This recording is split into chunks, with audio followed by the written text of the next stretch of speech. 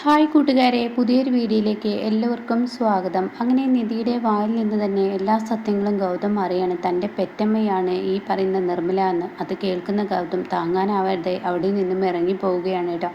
കുറേ സമയം കഴിഞ്ഞിട്ടും ഗൗതമിനെ കാണാതാവുമ്പോൾ നിർമ്മല അവിടെ ചോദിക്കുകയാണ്, അല്ല എൻ്റെ മോന് പോയിട്ട് ഒരുപാട് നേരം ആയല്ലോ, അവനെ ഇതുവരെ കാണുന്നില്ലല്ലോ എന്ന് പറയുന്നു കേട്ടോ. അത് കേട്ട ഉടനെ തന്നെ അതിലൊരു സത്യമുണ്ടെന്ന് നിധിക്കും തോന്നുകയാണ്. അങ്ങനെ നിധി പറയണം, ഞാനൊന്ന് നോക്കട്ടെ ആൻറ്റി എന്ന് പറഞ്ഞിട്ട് പുറത്തോട്ട് ഇറങ്ങുന്നുണ്ട് കേട്ടോ. അപ്പോൾ ആ സമയമൊന്നും അവിടെ ഗൗതമിനെ കാണുന്നില്ല. ഇതേ സമയം സിസ്റ്റർ വന്ന് മരുന്നും ചോദിക്കുന്നു, അപ്പോഴും കാണുന്നില്ല. എന്നാൽ ഞാൻ ഈ സമയം ഗൗതമിനെ ഒന്ന് നോക്കട്ടെ എന്ന് പറഞ്ഞിട്ട് നിധി പുറത്തോട്ട് ഇറങ്ങുകയാണ്. അങ്ങനെ അവിടെ എങ്ങും ഗൗതമിനെ കാണുന്നില്ല. പിന്നീട് പുറത്തിറങ്ങുമ്പോൾ ഹോസ്പിറ്റലിൻ്റെ സൈഡിലായിട്ട് ഇങ്ങനെ ഒരു അമ്പലമുണ്ടാവും കേട്ടോ. അവിടെ ഇങ്ങനെ ഗൗതം കൈകൂപ്പി കരയുന്ന ആ ഒരു സങ്കടമായിരിക്കും കേട്ടോ നിധി കാണുന്നത്. കാണുന്ന നിധിയാണെങ്കിൽ എന്താ ഇപ്പോൾ ഗൗതം മരുന്ന് വാങ്ങാൻ വന്നിട്ട് ഇവിടെ വന്ന് നിൽക്കുന്നത്, ഇവിടെ മുന്നിൽ കൈകൂപ്പി കരയുന്ന എന്തിനാ എന്നുള്ള ആ ഒരു ഇതിൽ പെട്ടെന്ന് ഗൗതമത്തിൻ്റെ അടുത്തോട്ട് ചെല്ലണം കേട്ടോ. ഇതേ സമയം ഗൗതമിൻ്റെ തോളിലങ്ങ് കൈവെക്കുമ്പോൾ ഗൗതം നിധിയെ ഒരൊറ്റ തട്ടങ്ങ് തട്ടണം കേട്ടോ. എന്തിനാ ഗൗതം എൻ്റെ കൈ തട്ടുന്നത്, എന്താ ഇവിടെ ഇങ്ങനെ വന്ന് നിന്ന് കരയുന്നത്, ഞാൻ കരയുന്നതിൻ്റെ സങ്കടം എന്താണെന്ന് നിനക്കറിയില്ലേ? അപ്പോഴേക്കും നിധി പറയണ, എന്താ എനിക്കറിയില്ല, നീ അഭിനയിക്കണ്ട, മതി നിർത്തിക്കോ, എൻ്റെ മുന്നിൽ ഒരുപാട് കാലമായി നീ നാടകം തുടങ്ങിയിട്ട്, അങ്ങനെയൊക്കെ പറഞ്ഞ് സംസാരം തുടരുകയാണ് കേട്ടോ. ഇതേ സമയം അധികം അങ്ങ് വളച്ച് കിട്ടില്ല. അപ്പോഴേക്കും നിധി പറയണ, ഗൗതം എല്ലാ സത്യവും അറിഞ്ഞൂലേ എന്ന് ചോദിക്കുമ്പോൾ, തീർച്ചയായും എൻ്റെ പെറ്റമ്മ, എന്നെ ഉദരത്തിലിട്ട എൻ്റെ അമ്മ എൻ്റെ കൺമുന്നിലുണ്ടായിട്ടും എടി നീചമായ നീ പ്രവൃത്തി ചെയ്യുന്നു ഞാൻ ഒരിക്കലും വിചാരിച്ചില്ല. അത് കേട്ടോടെ തന്നെ നിധി ആകെ പകച്ചു പോവാണ് കേട്ടോ. ഈശ്വര, ഈ സത്യം അറിഞ്ഞല്ലോ എന്നുള്ള ആ ഒരു ഇതിൽ, ഗൗതം ഞാനൊന്ന് പറയട്ടെ, നീ ഒന്നും പറയണ്ട, നിന്നെപ്പോലെ ഒരു ഭാര്യയെ എനിക്ക് കിട്ടിയത് ഒരുപാട് സന്തോഷിച്ചവനാണ് ഞാൻ. കാരണം ഒരു മനസ്സും രണ്ട് ശരീരവുമാണെന്നാണ് ഞാൻ കരുതിയിരുന്നത്. പക്ഷേ അങ്ങനെയല്ല എന്ന് എനിക്കിപ്പോൾ മനസ്സിലായി. രണ്ട് ശരീരം പോലെ തന്നെ രണ്ട് മനസ്സാണ് നിൻ്റേത്. നീ എന്നെ വഞ്ചിക്കുകയായിരുന്നു. പലവരും പറയുന്നത് പോലെ, വസുന്ധരേൻ്റെ പറയുന്നത് പോലെ നീ എന്നെ വഞ്ചിക്കുകയായിരുന്നു അല്ലേ? ഞാൻ നിന്നോട് മറച്ചു വെച്ചിരിക്കുന്ന എന്തെങ്കിലും ഒരു നുണകളുണ്ടോ, എന്തെങ്കിലും ഒരു സത്യമുണ്ടോ എന്നൊക്കെ പറഞ്ഞിട്ട് ഗൗതം ഇങ്ങനെ ദേഷ്യത്തോടു കൂടി സംസാരിക്കുമ്പോൾ നിധി പറയണേ, ഗൗതം ഞാനൊന്ന് പറയട്ടെ, ഞാൻ പറയുന്നത് എന്ന് കേൾക്ക്. നീ എന്താ പറയുന്നത്? നീ എൻ്റെ പെറ്റമ്മയെ എന്നിൽ നിന്നും അകറ്റുന്നത് ഇത്ര നല്ല കാര്യമാണോ? എൻ്റെ പെറ്റമ്മ ആരാണെന്നും ഞാനൊരു അനാഥനാണെന്നും പെരുവഴിയിലോട്ട് ഇറങ്ങിയപ്പോൾ എല്ലാവരും എന്നെ കളിയാക്കിയപ്പോൾ എൻ്റെ പെറ്റമ്മയെയും എൻ്റെ സ്വന്തം അച്ഛനെയും കാണാൻ ഞാൻ ഒരുപാട് നടന്നതാണ്.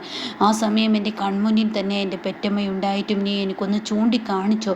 ഞാൻ നിൻ്റെ ആരാണ്? ഞാൻ നിന്നെ പ്രാണനെ പോലെ സ്നേഹിച്ചിട്ട് നീ എനിക്ക് തന്ന വേദന ഇതാണോ എന്നൊക്കെ ചോദിച്ചിട്ട് ഗൗതം അങ്ങ് ദേഷ്യപ്പെടുകയാണ്. അപ്പോഴേക്കും നിധി പറയണേ, ഗൗതം എനിക്ക് പറയാനുണ്ട്, ഒരക്ഷരം നീ മിണ്ടരുത്, എൻ്റെ മുന്നിൽ നീ ഇനി വന്നാൽ എൻ്റെ സ്വഭാവം അങ്ങ് മാറും. അതെല്ലാം ഗൗതം കേൾക്കണം, സത്യം അറിയണം.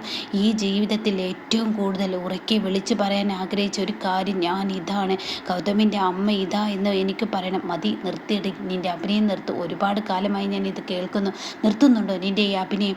അത് കേട്ട ഉടനെ തന്നെ, എങ്ങനെ ഗൗതം നിനക്ക് ഇത് പറയാൻ തോന്നുന്നു എന്നോട് എന്ന് ചോദിക്കുമ്പോൾ ഉടൻ തന്നെ നിധിയോട് വീണ്ടും ഗൗതം ദേഷ്യപ്പെടാൻ കേട്ടോ. നീ മതി, നിർത്താനല്ലേ നിന്നോട് പറഞ്ഞത്? നിനക്ക് എന്തിനും എതിനും നിൻ്റെ കണ്ണിൽ നിന്ന് ഈ പൂങ്കണ്ണീര് വരുന്ന ആ ഒരു സ്വഭാവമാണല്ലേ നിൻ്റേത്. നീ നിർത്തിക്കോ.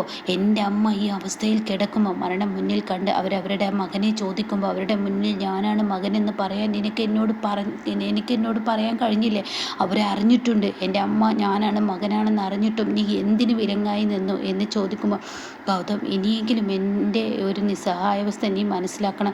ഞാനല്ല നിൻ്റെ വിലങ്ങ് തടിയായി നിന്നിട്ടുള്ളത്, നിന്നെ വളർത്തി വലുതാക്കിയ നിൻ്റെ പാറു തന്നെ. എന്ത് പാറുവോ? അതെ, പാറു പറഞ്ഞത് പ്രകാരമാണ് ഞാൻ ഈ പറയുന്ന നിൻ്റെ അമ്മയെ നിന്നിൽ നിന്നും ഞാൻ അകത്തി കൊണ്ടുപോയത്. അല്ലാതെ ഞാൻ ഒരിക്കലും നിന്നോട് ഈ ചതി ചെയ്തിട്ടില്ല എന്ന് പറയട്ടോ. അത് കേൾക്കുന്ന ഗൗതം, ഇല്ല, എൻ്റെ പാറു ഒരിക്കലും എന്നോടത് ചെയ്യില്ല. നീ എന്തിനു വേണ്ടിയാണ് നീ ഇത് ചെയ്തതെന്ന് എനിക്ക് മനസ്സിലായില്ല. ഒരിക്കലും നീ എന്നോട് എങ്ങനെ ചെയ്യാൻ പാടില്ലായിരുന്നു. ഞാൻ അതിന് മാത്രം തെറ്റൊന്നും നിന്നോട് ഞാൻ ചെയ്തിട്ടില്ല. നിന്നെ ഞാൻ പ്രാണനെ പോലെ സ്നേഹിച്ചിട്ടുള്ളൂ, ജീവനെ തുല്യം ഞാൻ സ്നേഹിച്ചിട്ടുള്ളൂ. എന്നിട്ട് നീ എനിക്ക് നൽകിയ ശിക്ഷയാണോ ഇത്? എന്തൊക്കെ പറഞ്ഞ് ഗൗതം ഇങ്ങനെ നിധിയോട് ചൂടാവുമ്പോൾ നിധിക്ക് താങ്ങിലിട്ട് നിധി പറയണേ, എന്തിനാ ഗൗതം നീ എന്നെ ഇങ്ങനെ വേദനിപ്പിക്കുന്നത്? എൻ്റെ മാനസികാവസ്ഥ നീ മനസ്സിലാക്കണം. ഞാൻ പലവട്ടം നിന്നോട് ഇക്കാര്യങ്ങൾ പറയാൻ ഒരുങ്ങുമ്പോൾ ഇവിടെ പാറുവാണ്. പാറു ഒരിക്കലും ഇതറിയരുതെന്നും ഇതറിഞ്ഞു കഴിഞ്ഞാൽ അവർ മരണത്തിലോട്ട് പോകുന്നു, ആത്മഹത്യ ചെയ്യുന്നൊക്കെ അവർ എന്നോട് പറഞ്ഞതുകൊണ്ടാണ് എന്ന് പറയട്ടോ. ഇതേ സമയം ഗൗതം മതി, നീ എന്നോട് ഒന്നും പറയണ്ട, നിൻ്റെ ഈ നുണക്കഥകൾ കേട്ട് മടുത്തു എനിക്ക്, ഞാൻ എൻ്റെ അമ്മയെ കാണാൻ പോട്ടെ എന്ന് പറഞ്ഞിട്ട് ഗൗതം അവിടെ നിന്ന് പോവുകയാണ് കേട്ടോ. ഇത്രയൊന്നല്ല സംസാരം, ഒരുപാട് സംസാരിക്കുന്നുണ്ട് കേട്ടോ. ഗൗതമും നിധിയും അങ്ങോട്ടും ഇങ്ങോട്ടും പലതും പറയുന്നുണ്ട്. നിധിയുടെ ഒരു വാക്കും ഗൗതം അവിടെ എടുക്കില്ല. സ്വന്തം പെറ്റമ്മയെ കാണാൻ എത്രയോ ഞാൻ കിടന്ന് വിതുമ്പുമ്പോൾ എനിക്ക് ആരില്ലാത്തവനാണ്, ഞാൻ ഒരു അനാഥയാണെന്ന് എന്നോട് എല്ലാവരും പറയുമ്പോൾ എനിക്ക് എൻ്റെ അമ്മയെ ചൂണ്ടിക്കാണിച്ചു തന്നാൽ എനിക്ക് എന്തായിരുന്നു പ്രശ്നം എന്നൊക്കെ ചോദിക്കുന്നുണ്ട്. ആ ചോദ്യങ്ങൾക്കും ഒന്നും എനിക്ക് ഉത്തരം പറയാനില്ല ഗൗതം. അതൊക്കെ എനിക്ക് സത്യമാണ്. പലവട്ടം നിന്നോട് എനിക്ക് നിൻ്റെ അമ്മ ഇതാണെന്ന് പറയണമെന്നുണ്ട്, പക്ഷേ അതിനെല്ലാം വിലങ്ങ് തടി പാറു മരിക്കുമെന്ന് പറഞ്ഞ പിന്നെ ഞാൻ എന്താ വേണ്ടത്? പാറു എന്തെങ്കിലും ചെയ്തു കഴിഞ്ഞാൽ ഈ പറയുന്ന ഗൗതം അതുമല്ല വേറെയും പറയും എന്നൊക്കെ പറയുന്നുണ്ട് കേട്ടോ. പിന്നീട് ഗൗതം അങ്ങനെ നേരെ പോവുകയാണ് നിർമ്മലയുടെ അടുത്തോട്ട്. എന്നാൽ അമ്മേ എന്ന് പറഞ്ഞ് നിർമ്മലയുടെ അടുത്തോട്ട് ഓടിച്ചെല്ലുമ്പോൾ താൻ കാണുന്ന കാഴ്ച നിർമ്മല ആ ബെഡിലില്ല കേട്ടോ. നിർമ്മല എവിടെ എന്ന് അറിയില്ല. അപ്പോഴേക്കും നിധി ഓടിയെത്താണ്. ഉടൻ തന്നെ എൻ്റെ അമ്മ എവിടെ എന്ന് ചോദിക്കുമ്പോൾ ഇവിടെ ഉണ്ടായിരുന്നു. അപ്പോഴേക്കും ഗൗതം ഇവിടെ ഉണ്ടായിരുന്നല്ലോ, നിർമ്മല ആൻറ്റി ഇവിടെ ഉണ്ടായിരുന്നു എന്ന് പറയുമ്പോഴേക്കും നിധിയും ഗൗതം പുറത്തോട്ട് കിടക്കണം കേട്ടോ. അങ്ങനെ അവിടെ ഒരു സിസ്റ്റർ ഉണ്ടാവും. ആ സിസ്റ്ററോട് ചോദിക്കുകയാണ് എൻ്റെ അമ്മ എവിടെ എന്നിങ്ങനെ ചോദിക്കുന്നുണ്ട്. അപ്പോഴേക്കും നിധി എവിടെയാണ് ഇവിടെ കിടക്കുന്ന നിർമ്മല ആൻറ്റി ഉണ്ടായിരുന്നത്? അപ്പോൾ അവർ പറയാൻ ഞങ്ങൾക്ക് അറിയത്തില്ല. അപ്പോഴേക്കും നിർമ്മലയെ പുറത്ത് കാണിക്കുന്നുണ്ട് കേട്ടോ. നിർമ്മല ആ ഒരു ഹോസ്പിറ്റലിൽ നിന്ന് ഓടി രക്ഷപ്പെടണം. കാരണം ആ 2 ഗുണ്ടകൾ നിർമ്മലയെ പിന്തുടർന്നുകൊണ്ടിരിക്കുകയാണ്. നിക്കടി അവിടെ എന്ന് പറയുന്നുണ്ട്. CKC പറഞ്ഞത് പ്രകാരമുള്ള ആ ഗുണ്ടകളായിരിക്കും. അങ്ങനെ ഈ സമയം നിധി ഗൗതം ഞാനൊന്ന് പറയട്ടെ, ഞാൻ എന്തായാലും ഇവിടുത്തെ CCTVയിൽ ചെക്ക് ചെയ്യാൻ പറയാം, വാ ഗൗതം എന്നൊക്കെ പറഞ്ഞ് മാനേജ്മെൻറ്റിൻ്റെ അടുത്തോട്ട് ഓടാനിട്ട്. അപ്പോൾ ഉടൻ തന്നെ അവിടെ ഒരു സ്റ്റാഫ് നിൽക്കുന്നുണ്ടാവും. ഇവിടുത്തെ CCTV കൈകാര്യം ചെയ്യുന്ന ആളെവിടെ, അവരെ ഒന്ന് കാണാൻ ഞങ്ങളുടെ ഒരു പേഷ്യൻ്റ് മിസ്സായിരിക്കുന്നു, അതുകൊണ്ട് പെട്ടെന്ന് CCTVയിൽ എവിടോട്ടാണ് പോയതെന്ന് കാണാൻ വേണ്ടിയാണ് എന്നൊക്കെ ഇങ്ങനെ പറയുമ്പോൾ ഉടൻ തന്നെ അയ്യോ ആ CCTV പരിശോധിക്കുന്ന പയ്യൻ ഭക്ഷണം കഴിക്കാൻ വേണ്ടി പുറത്തോട്ട് പോയിരിക്കുകയാണ് എന്നും അങ്ങ് പറഞ്ഞ് അത് ലോക്ക് ചെയ്തിട്ടുണ്ട് എന്ന് പറയണ്ടോ. ഇതേ സമയം ഗൗതം ആണെങ്കിലോ അവിടെ നിന്നും പോകുമ്പോൾ നിധി നിൽക്ക് ഗൗതം എന്ന് പറയുന്നുണ്ട് കേട്ടോ. നിൽക്കില്ല, നീ എൻ്റെ മുന്നിലോട്ട് വരരുത്, നിന്നെ കാണുന്നത് തന്നെ എനിക്ക് വെറുപ്പ് അറപ്പുമാണ് എന്ന് പറഞ്ഞിട്ട് ഗൗതം പെട്ടെന്ന് പോവുകയാണ്. എന്നാൽ ഈ സമയം ഗുണ്ടകൾ ഇങ്ങനെ ഈ നിർമ്മലയെ പിന്തുടരുമ്പോൾ നിർമ്മല എന്ത് ചെയ്യുന്നു, ഒരു വണ്ടിയുടെ ഡിക്കിലോട്ട് അങ്ങ് കയറി കിടക്കുകയാണ് കേട്ടോ. ഇതേ സമയം നിർമ്മലയുടെ സാരിത്തുമ്പ് പുറത്തോട്ട് കുറച്ചായിട്ടുണ്ടാവും കേട്ടോ. ഇതേ സമയം ആ ഗുണ്ടകൾ പറയണ അയ്യോ ഇനി ഇന്ന് എന്ത് CKCയോട് പറയുമ്പോൾ അതൊരു കഷ്ടം തന്നെ, ഇന്ന് CKCയോട് എന്താ പറയുക, എന്തെങ്കിലും ഒന്ന് പറഞ്ഞില്ലെങ്കിൽ CKC തീർച്ചയായും നമുക്ക് തിരിച്ചടിക്കും, ഇനിയിപ്പോൾ അവരെ കയ്യിൽ കിട്ടിയില്ലെങ്കിൽ CKC അടിക്കുമല്ലോ എന്നൊക്കെ പറയുന്നുണ്ട്. പക്ഷേ ആ സമയം ഗൗതം ആ കാറിൽ വന്ന് കയറുന്നു. നിർമ്മല കയറിയിട്ടുള്ളത് ഗൗതമിൻ്റെ കാറിലായിരിക്കും കേട്ടോ.